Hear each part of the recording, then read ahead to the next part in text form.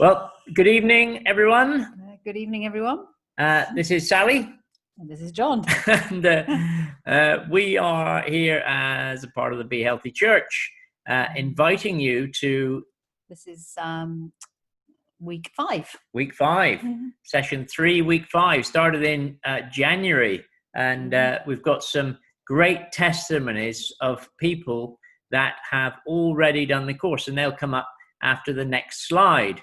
But this is all about real life, real faith, real friends, real food, not just processed stuff that comes from the shops. And it comes from John 10:10. Jesus said these things that I have come you might have life in its fullness. And we believe that life in its fullness is so important, and it's in good health. And so that's what this course is all about. We want to feel great. Feel great, even as we get older. Yep. Absolutely. And just to remind you, we're not health professionals. No, so, not health. So don't stop taking any medication without advice of your GP.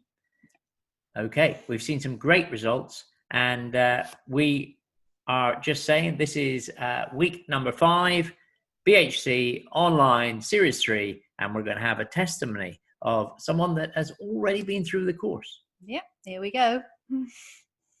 So I've been doing BeHealthyChurch, which is based on the Harkin diet, and lost nearly a stone in weight, and I feel so much more alert and so much healthier, have more energy, and I'm enjoying life. I don't miss the cakes and the biscuits and the sugar, and in fact if I eat anything sweet now, it's really sweet and I don't want it. And I do feel really healthy. And I mean, our daughter has been with us. She came home with pneumonia, very seriously poorly, and a virus. She's been on the same diet and she is so fit and healthy now. It speaks for itself. I have done other diets in the past and lost weight and then just put it all back on again. So this one's a sticker for me. Yeah. Well, that was really good, wasn't it? They're always good. Lovely to see. And you know, actually we said we'd share that one about someone who wrote to us, and they'd been 6 months in on the course. Yeah. And they've lost a stone and a half overall. But what the great thing is, didn't they say that they're not putting the weight back on? No, they're sticking to it, because what normally happens, isn't it? With the diet, you put the weight back on plus 10%. Yeah, and this lady said that she'd done Weight Watchers and Slimming World, and both of them, she knew that she'd be putting the weight back on now, which is actually, I'm sure it's what they want. Yeah, so you go back again and again and again. Yeah, and I actually do know people that keep going back and back and back. Yeah, whereas what we're doing is introducing a healthy lifestyle. Yeah, not a diet. No. It's healthy lifestyle. And it's thinking more about the whole thing as opposed to just a diet. And we use this scripture often, and it's my choice. Yeah. Isn't it? Yeah, it says everything is permissible for me and everything is beneficial. No, it doesn't. Oh, but not everything is beneficial. Sorry, I'm jumping ahead. Yeah, not everything is beneficial. Yeah, everything is permissible for me, but I will not be mastered by anything. Yeah. Food for the stomach and stomach for food, but God will destroy them both. So we need to make that choice. And while something may taste nice, it might not be doing us any good. No, that's what that means, isn't it? Yeah. Everything is okay for us to eat, but not everything is good for us to No. eat. And so we really need to make that decision that we're going to stick with changing what we eat. Yes. Stick with changing. You know what I mean. Yeah. Now, we've been looking for the last few weeks at Zoe's teaching, but there are more than one diet out there, and we've been looking at several things, but this, to me, it's not just about people that are overweight. No. Because many people are not healthy on the inside. Yeah, and sometimes you can't see that from the outside, can you? Usually you can't see it That doesn't show itself. No. But I know what you mean. Yeah. And sometimes we just have a tummy, or and what's happening. And one of the things that is growing in this country and America, in fact, the Western world, is something called NAFLD, which stands for non-alcoholic fatty liver disease. Yeah. Because we often think if someone's got something wrong with their liver, oh dear, they must be an alcoholic. Yes. But this is a non-alcoholic fatty liver disease, and Dr. Becky's going to tell us all about it. Yeah, and there's a lot of people that have it and don't know it. No.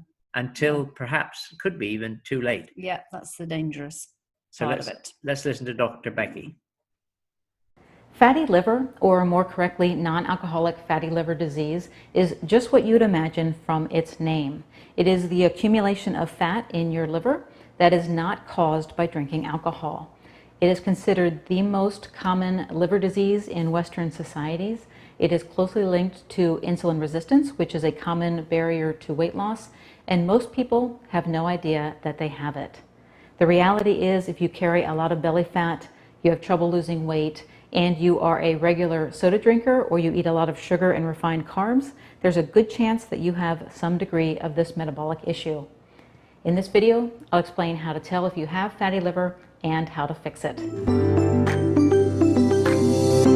The liver is very important for an efficiently running metabolism, but we also think of it as the detoxifying organ. So when something is inflammatory or potentially damaging to your body, your liver is the organ that filters and removes those harmful compounds. So when we do things to our body, like feed them processed foods full of unnatural chemicals, and we create inflammatory states due to poor eating or weight gain, it is the liver that takes the brunt of that abuse. And I often say that you cannot outrun the metabolic effects of a poor diet, and developing a fatty liver is certainly one of those hidden metabolic effects that is caused by a poor diet. And unfortunately, it is even showing up in children. In fact, according to Boston Children's Hospital website, it affects approximately 10% of our kids. And if it's not caught early, it silently progresses in both kids and adults into an inflammatory state called NASH, or non-alcoholic steatohepatitis, which can lead to scarring or cirrhosis of the liver. And at that point, the condition is no longer reversible. And according to Dr. Julie Heimball, who is a liver transplant surgeon at Mayo Clinic, it is one of the most quickly rising indications for liver transplant in the United States. In other words, fatty liver is a problem that is caused by eating or drinking the wrong things, and if caught early enough, it is a condition that is cured by consuming the right things. So how does a fatty liver develop? Well, a fatty liver results when your liver takes nutrients from your diet and makes fat through a process called de novo lipogenesis.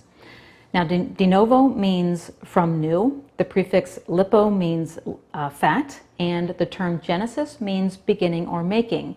So we are literally looking at the making of fat from new things. In other words, things other than the fat we eat. And that's the surprising part, right? Because logic would tell us that eating too much fat would cause the liver to store excess fat. Instead, what we see is that lipogenesis is driven by sugar and, more importantly, fructose in the diet. And this could explain why the disease is so common in children, because one of the main sources of fructose in the standard American diet is high fructose corn syrup, which is found in regular soda. So kids and adults who drink a lot of soda have a high risk of developing fatty liver. Now, of course, soda is not the only culprit. Refined carbs and sugar, which would be what I refer to as the 3 C's, your cookies, cakes, and candies, are also to blame, as are starchy carbs like pasta, breads, bagels, muffins, because all of these foods break down into sugar in your body, and they feed that fat-making factory in your liver. And the effect of a high-carb diet does not take long to show up. In this study, overweight individuals who were fed a high-caloric, high-sugar diet for 3 weeks had a 27% increase in liver fat. And even being overweight contributes to fatty liver. So we get this vicious loop that develops where we see inflammation increase in the body, which contributes to insulin resistance. And then the likelihood that fat is going to be deposited in the belly, which creates more inflammation and more damage. So how do you know if you have a fatty liver? Well, the challenge is that symptoms are not easy to detect and damage is often done before the disorder is discovered. Now, if you are concerned that you have a fatty liver, there are some tests that your doctor can run to get a diagnosis. For instance, fatty liver is associated with elevated liver enzymes, which can be detected in your blood, and evidence of fatty liver can be detected using ultrasound and a CAT scan as well. But really, if you have the risk factors, which include carrying a lot of belly fat, you eat a lot of sugar or refined carbs, or you drink a lot of soda or sweetened drinks, you are likely headed down the path to a fatty liver. So that brings us to what to do about it. Well, we learned that the cause is a poor diet, but that also means it can be reversed by diet, at least in its early stages. So let's go over some diet, exercise, and supplement solutions that can help. As for diet, you'll start seeing results if you cut out soda and drinks sweetened with high fructose corn syrup or sugar, which is one of the quickest paths to a fatty liver. A healthy choice instead is green tea or tea made with milk thistle. Both of them have been shown to be beneficial choices for liver health. You can also cut out refined carbs and eat a low-carb diet. Carbohydrates are actually a non-essential nutrient, meaning your body can make the building blocks of carbs if they're not coming in through the diet. So if you're facing a diagnosis of a fatty liver, you'll do best to look at non-starchy vegetables as your dietary carbohydrate source because they have the best nutrient to calorie ratio. In fact, getting those non-starchy vegetables in your diet is what I teach you how to do in my free 0123 strategy, which is a great way to jumpstart your healthy weight loss plan. And when you cut out refined and starchy carbs like pasta, bread, and bagels, don't be afraid to replace those carbs with high-quality fatty foods and oils, which are great for hunger control. And of course, this low-carb, high-fat diet will improve your insulin sensitivity and help you lose weight, particularly belly fat, which is that dangerous fat that keeps you locked in the vicious cycle that I spoke about earlier. Well, I think it's fascinating. Yeah, very interesting. And it's a subject that, obviously we don't talk about and didn't talk about even before we started on this but it is getting eating. more and more out there, isn't it? Thankfully, yeah. It is getting more and more out there. And, the Bible says that people die from lack of knowledge. Mm-hmm. And so what we're trying to do is get knowledge out there so you can see it. Mm-hmm. We have a duty. Psalm 103, 2-3.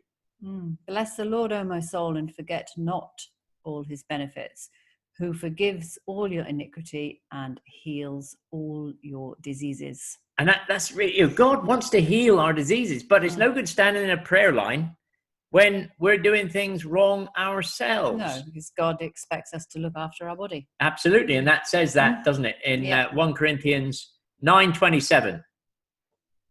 But I discipline my body and keep it under control. What did it say? Lest after preaching to others, I myself should be disqualified. In other words, it's no good me telling you or you telling others what to eat if we don't do it ourselves. If we don't do it ourselves. No. And so it is so important that we do look after what we put into our mouths and look at it, study, find out what is right and what is not right. And it's amazing, we're looking at fruit last week and the amount of sugar in a banana. It's colossal, isn't it? Yeah, the carbohydrate value in a banana is just colossal. And remember, actually, Dr. Becky will explain this in a minute, a little bit about what carbohydrates do in our body. Other way. I thought I went the wrong way then. It's lucky someone's noticing. So eat well. Discuss in our Zoom afterwards what foods have you noticed that just do not agree with you. Has that happened to you? And how do you think we should tell others what to eat? Yeah, that's a challenge, isn't it? Yeah. how to do it. How to do it, and should you do it? You know, when you have friends or family come for a meal, do you suddenly go back to the way you used to eat and serve them food you know they're going to be used to eating, or do you serve them the new alternative, cut in the carbs? And what's amazing is that you can do it, and they think it's a fantastic meal. Yes. Yeah. We've done it, haven't we? Oh yeah, Yeah. yeah. And you know, we've It's all made hard. mistakes. Yeah, it was hard at the beginning not to bring out all the bread rolls when we do a barbecue. Yeah. And even, you know, the desserts and or you have a special meal, you think you want to make a special effort. Well, why would you give someone a special meal that's going to make them sick? Which is ultimately what a lot of this refined food does. And it might not make them sick then, but ultimately it's adding to what's going on underneath. This is very interesting. We've got a picture in front of our screen, so we might not be able to see it all. But what basically, if you look at fat and carbs, you know, many years ago, we were told that fat wasn't bad for you. You could eat. Yeah. All of us would eat normal fat. When I was a child. Well, in the 1960s. Yes, yes, and I was a child. Long time ago. In the 1960s, and fat wasn't, you know, vilified. Fat was your friend. You know, we had fat. We just had fat. Mother would cook with dripping. And... Yeah. Oh, I can taste it now. And but it was around you know, the end of the 60s, the beginning of the 70s, and look what happened. If you look at this diagram on the slide here, if you look there at 1965, I think it has there, and you look at the fat intake. The fat is the pale strip. The fat is the pale one, and you look at the fat average fat and carbohydrate calorific consumption. So in calories, we were eating way more fat in the 60s there than we were carbohydrates. Yep. And then we had these dietary guidelines introduced. And what happened is we took notice, because we do. Well, we do. Our doctors tell us, the government tell us to do something, we do it. We do it. And what has happened is carbohydrates have gone through the roof and fat has dropped and dropped and dropped. And you can see how it's dropped on that scale. And what's happened, if you go to the other side and you look at diet and the average adult male and female BMI. Which is your height weight ratio. Yeah, and you can find out your own BMI. Go to Google, Google site, it, and Google BMI. Put your height and put your weight in, and it'll either tell you you're too short or too tall. Yeah, that's what I found. It worked with me anyway. So if you look in 1965, it was under the average. No one was over the BMI that was a problem. No. And then they told us to stop eating fat, and just look at what happened. Yeah, we got fat, and the nation has got fat. The Western world has got fat. The America got fat first, and we have followed them. Yeah, and that only goes as far as 2011. So what the last 10 years have done. Well, yeah. So a really good chart. Study it. Have a look at it. The facts are there before us, folks. We don't need to try and work it out. The facts are there. Now, looking at refined carbohydrates and sugar, you know, the amount of sugar, and records were I don't know where they found the records, from 1700s, but this is the sort of sugar that was intake and probably produced in this country in the 1700s, or brought in by ship. I'm not sure, because a third of the sugar that we consume in the UK is grown in the UK. Is it? Yeah. From sugar beet. Sugar beet, yeah. Yeah. And there's some farms up in the, up country? Yeah, out of Cornwall. We used to grow it. My dad used to grow it. And in St Ives. And fed it to the cattle? We used to grow it for the British Sugar Corporation. Okay. Yeah. And it used to go off in trains from St Earth. And, but anyway, so the British Sugar is a big business. But if you look at the records there, of how much sugar has been consumed, and then you know, from 1900, how much it's gone up, how much increased, and how much obesity has increased also. And like we said earlier, it's not just obesity, It's the No. metabolic syndrome, Yeah. which are many diseases that come into this same category. And sadly, there's many people out there that are going to get pretty sick, and they don't realize it at this moment. And so that's why it's important to share and to tell other people. And prevention is better than cure. Absolutely, much. So we talked a little bit about non-alcoholic fatty liver disease. Well, Dr. Becky explained it a little bit. Yeah, and She's now going to do it again. Yeah, and she's going to talk about differently. Yeah, fatty liver and belly fat. Of course, none of us have any belly fat. No. Belly fat is very interesting, and well, we won't explain it. We'll let Dr. Becky. If you have a growing belly, it is partially due to a special type of fat called visceral fat that gets stored deep within the abdomen and pushes outward. The abdomen is a common place for men to put on weight, but it also increases in women after they reach menopause. In this video, I share why belly fat is dangerous, a quick trick for knowing if you have too much, and the best strategies for getting rid of it. Your body stores two main types of fat: subcutaneous fat and visceral fat.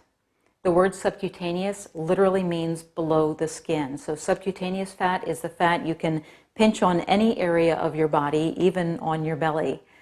The word viscera refers to your internal organs. So visceral fat is the fat that forms around the abdominal organs. You can't pinch visceral fat, but if enough accumulates, it will push the belly out. And this fat can become very densely packed. So if you are a guy with a big belly that's very hard, it is due to densely packed visceral fat. We also see visceral fat in men who have been slim for most of their lives and then develop a relatively small beer belly or pouch of belly fat. And women are not immune to belly fat, particularly as we age. As a woman is nearing or at menopause, changes in hormones cause fat to be deposited in the abdomen more easily than in the hips. So even if a woman spent the early years of her life as a pear-shaped figure, as she nears or passes 50, she may find that any extra pounds go to her belly, not her hips. The problem with visceral fat is that because it is in a contained space, it doesn't have the ability to just grow like fat below the skin. So as you put on visceral fat, it packs around the organs and it crowds your liver and pancreas and intestines. And this fat is said to be metabolically active fat because it releases hormones and inflammatory agents that increase your risk of serious diseases like heart disease and Alzheimer's disease and certain cancers like breast cancer and colorectal cancer. Excessive amounts of belly fat also increase your risk of insulin resistance, which you've heard me talk about often if you follow my channel. Insulin resistance is a very common problem that makes losing weight difficult, and if not controlled, it leads to type 2 diabetes. And while there's more to be learned about the link between insulin resistance and belly fat, numerous research papers show that those with excess amounts of visceral fat produce more retinol binding protein 4, which is a substance that has been linked to reduced insulin sensitivity in the body. So how much fat is too much belly fat to be carrying around? Well, an accurate measurement of visceral fat requires a scanning test like an MRI or a CT scan. But you can get an idea of the amount of belly fat you carry by measuring your waist. According to the Harvard School of Public Health, you are carrying too much belly fat if you have a waist circumference of more than 35 inches as a woman and more than 40 inches if you are a man, with the measurements taken halfway between the top of the hip bone and the bottom of the rib cage. Now, while I was teaching, I would share a little memory trick to help students remember these measurements. And the trick is certainly not a subtle one, but it does work. And it goes like this. For women, more than a yard, too much lard. For a man, we would say a yard plus 4, but no more. Now, obviously, that only works if you measure in inches and yards like we do here in America. So for my international viewers, that might not be quite as helpful, but it doesn't change the limits. So using metric measurements, you would be looking to stay below 89 centimeters if you are a woman and below 102 centimeters if you are a man. So how do you get rid of it?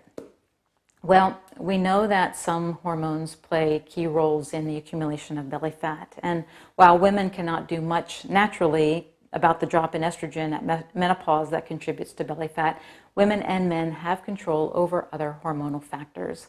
Cortisol, for instance, is a hormone associated with belly fat. It is nicknamed the stress hormone because it is secreted during times of stress. And it works very well to help us cope with short-term stressors like being cut off in traffic.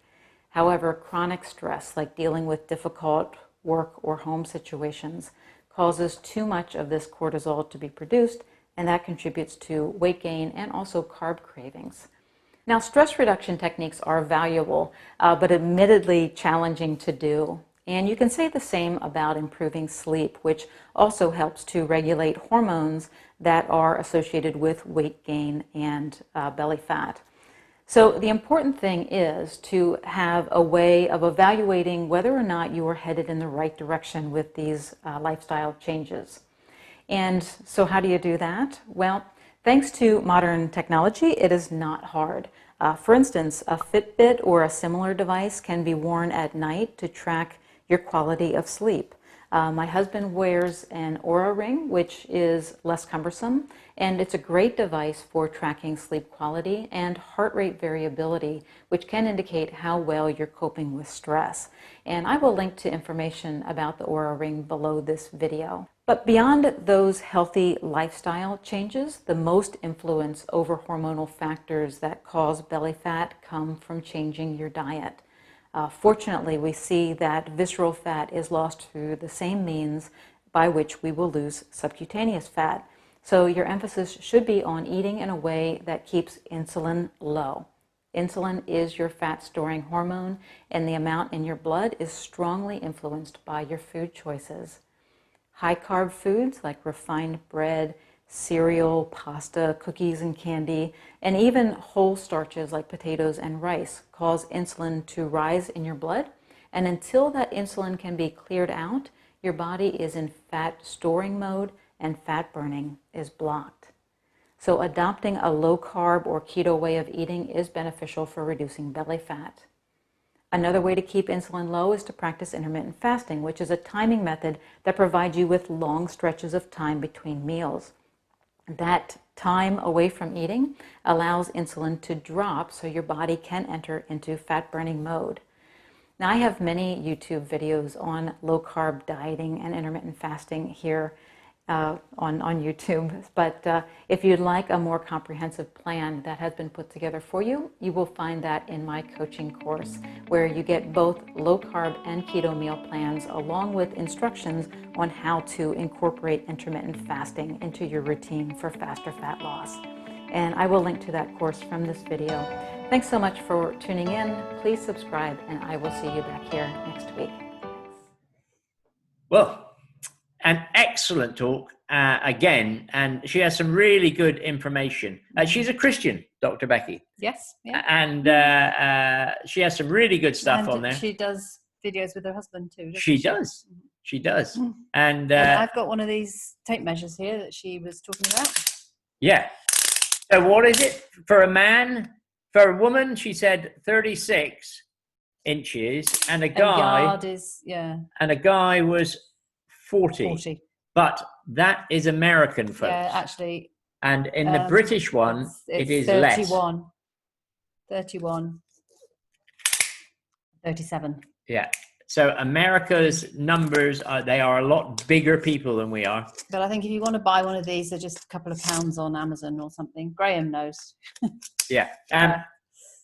So there you go. I mean, this was a freebie given to our son-in-law, who is a consultant in endocrinology. Look that one up because I'm not going to spell it for you.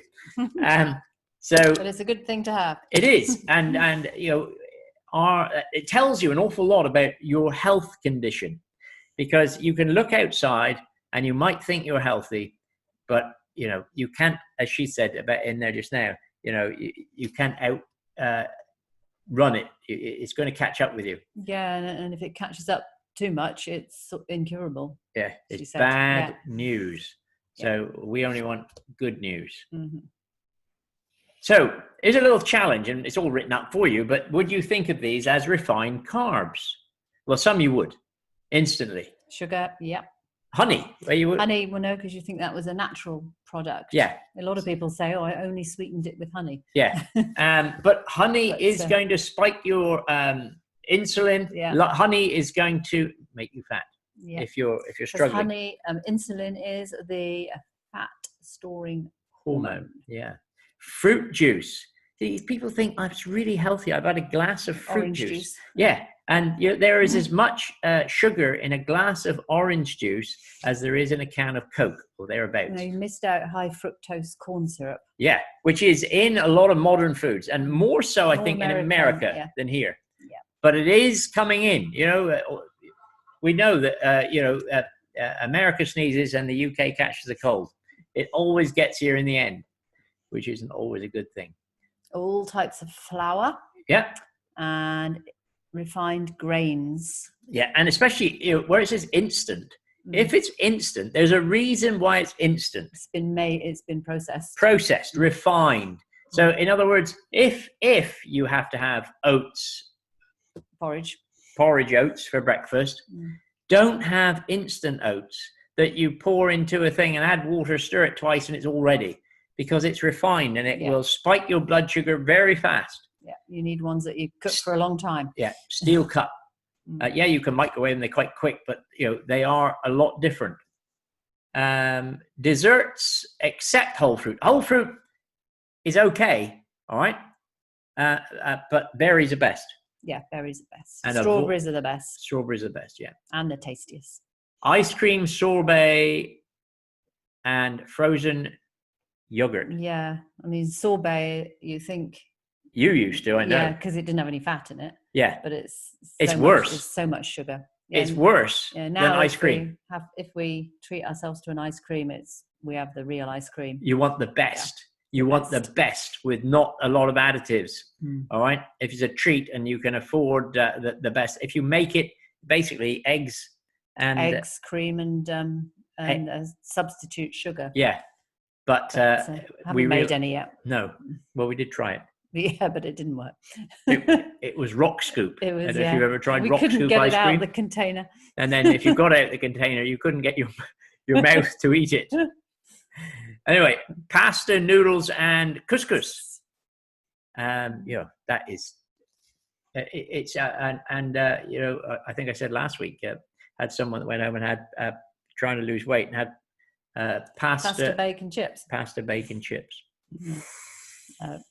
No. And cereals. Drinking energy drinks to disaster. Lucozade. Yeah, they come into work with it's Lucozade. all sugar. Yeah, it's pure sugar. And cereals, most of them, they're all refined carbohydrates. It's processed food. Which is the best cereal if you're going to eat cereals? Cheerios are one of the best. Yeah. If and I say that if you must have them. Yeah. But again, every now and again. And again, weigh the portion size. Yeah, 30 grams. Yeah. See what that looks like. Not a lot. No. So, how is your week going? How are you feeling about yourself? And always good questions to ask. How you feeling? Yeah. And we said about this before. Set a goal so you know that actually you've got a target to hit. Yeah, and how you're going to feel at the end. Yeah, just imagine how you're going to feel. I mean, we know that from a testimony last week when Graham was saying how he felt. He can't believe how much energy. No. He wakes up with energy and goes to bed with energy, and that's just amazing. And it can happen for all of us. It's just a question of doesn't mean to say you don't ever feel tired. But no, especially if you get up early and yeah. But it's the fact is food doesn't make you tired. No. Whereas it does if you eat loads of carbs. Yeah. So let's have a look. Real health in 50 words. Eat vegetables, meat, nuts, seeds, little fruit, and minimal starch. Eat real fats, avoid sugar, grains, seed oils, and processed food. Taste new dishes, protect your gut. Eat when hungry, drink when thirsty, fast occasionally, exercise and socialize. Relax, sleep well, listen to your body, escape routine, seek adventure, and keep improving. Hey, can't be better, can it? I like the escape routine and seek adventure bit. Yeah, yeah. Seek adventure. Real Meal Revolution. Real good book to read. And, it really started our journey. Yeah, it was one of the first books that we had. Yeah. And it, real food just changes everything. And which is good. And look at the prayer lineup. Which queue are you in? Are you in for a lifestyle change? Because it isn't a diet, as we said at the beginning. No, it's a lifestyle change. It's a lifestyle change. Yep. And it's no good standing in a prayer queue and asking for healing for my knee or my back or whatever if we don't change our lifestyle. And, being a Christian, discipleship, it's all about lifestyle. Yeah. And that should include our health. And as a pastor, I'm currently looking after a church in St. Ives. But as a pastor, what I've been amazed at in all the discipleship I've ever taught, this is one discipleship course that I'm getting so much good feedback that really it's nice, isn't it? transforming people's lives. Yeah, that's what we want. We want people's lives to change. We don't have to know about it. We just want people's lives to change. Yeah. If we can know about it, great. Yeah, but we don't have to. It's really encouraging when we have your testimonies and feedback, and send them in to us. But you don't have to. And it is amazing when I speak to someone and say, "Oh, I've been following your Be Healthy Church diet, and it's really changed my life." It's fantastic news. So keep eating real foods. If you get a chance to look at the Real Meal Revolution, we will be looking at a few slides from that next week, I do believe. Real life, it starts with me. Yeah. If anyone destroys God's temple, God will destroy him, for God's temple is holy, and you are the temple of God. In other words, the Holy Spirit lives in each one of us, and we need to take care of what God has given us. Yeah. I know I've probably said it before, but I know someone that used to say, "Oh, I've got a big body for more of the Holy Spirit." But it doesn't work like that. No. So how do we take care of it? Well, we take care of it by making a decision and sticking to it. Yeah. Yeah. I'm not going to eat that. When someone offers us something, no, it's okay. I'll slip things. And they might say, oh, I suppose you're on a diet or something. You say, no, I found a new, healthier lifestyle, and it's working for me. It's improving my gut health, and it's Or just don't say anything. No thanks. No. Best practice. Yeah. Do what comes, what you've learned, and try and help other people learn it as well. Mm-hmm. So low carb and how it works. Let's not chat too much about it. Let's ask Dr. Becky again. Yeah, she's very popular tonight. She is. Over to her. For the past 60 years, we've been taught that weight loss happens when we eat a low-fat diet, exercise more, and control the portion size of our meals. Yet, as anyone who's tried to lose weight in this manner knows, the promise of results do not often match the actual results. Low-carb dieting is nothing new. It has been used as a medical intervention and dietary strategy for decades, if not centuries, yet it has always had a hard time gaining traction. But the social media phenomenon of our current age has changed the game. Success stories seem to be everywhere, and you've likely had your curiosity piqued. Join me for this two-part series as we explore low-carb diets and weight loss. Whether you are in your 20s or 70s, you have likely grown up with the belief that eating fat makes you fat. So the smart thing to do if you want to control your weight is to eat fewer fats and replace those calories with carbs. This ideal was illustrated very clearly in the iconic USDA food pyramid published in 1992 that showed fats and oils in that tiny space at the tip of the pyramid and the foundation of bread, cereal, and pasta at the bottom. This idea of cutting fat and boosting carbs made sense for many reasons.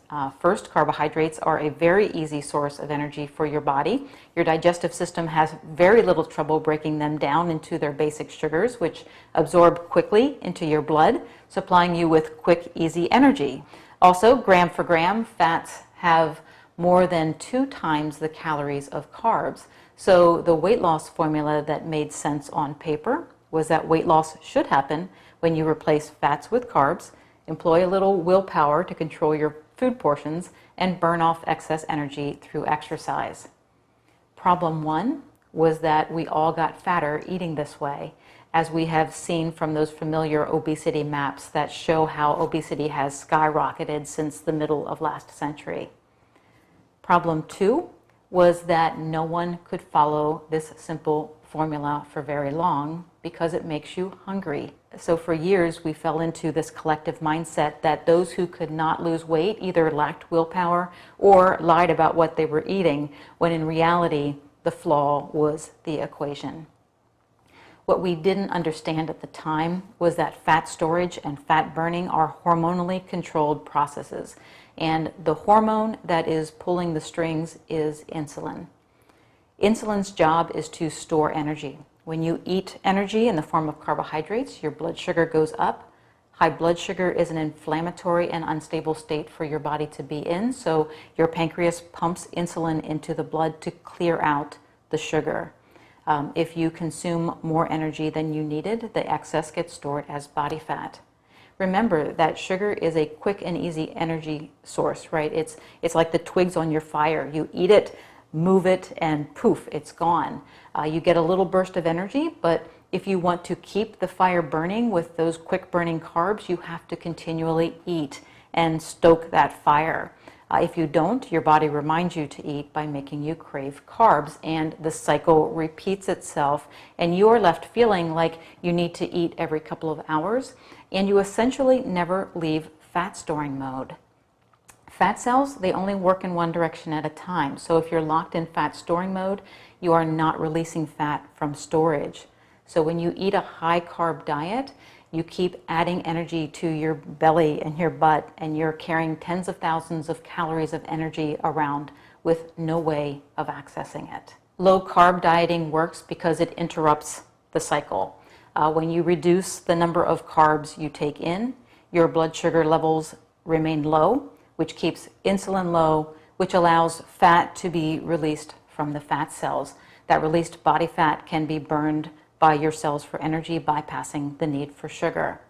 As a result, you feel energized all day long, both mentally and physically, and you don't crave sugar because your body is running on its alternative fuel, which is fat. So what is the magic number for lowering your carbs? Well, the generally accepted division line is above 125 carbs is a high carb diet. Below that number of grams is a low carb diet. However, what is right for you depends on your metabolism. It is likely that if you have been eating a high carb diet for years and you have been overweight for years, that you'll need to drop your carbs lower than 125 grams per day to get the fat burning doors to open on your fat cells. A keto diet, for instance, is a very low carb diet, and it keeps your carbs below 50 grams per day. So that explains why low carb diets work, but there are challenges that come with making this shift from a high carb diet to a low carb one. Part of the challenge is physical because you are removing the twigs from your metabolic fire, right? In other words, remove carbs and you rob your body of its quick, easy energy source. There are steps that you need to take to help your body through this transition from being a good sugar burner to being a good fat burner. And this is where a lot of the confusion surrounding low carb dieting comes from. So in our next video, I will go over 5 common mistakes so that you can make a clean break from carbs.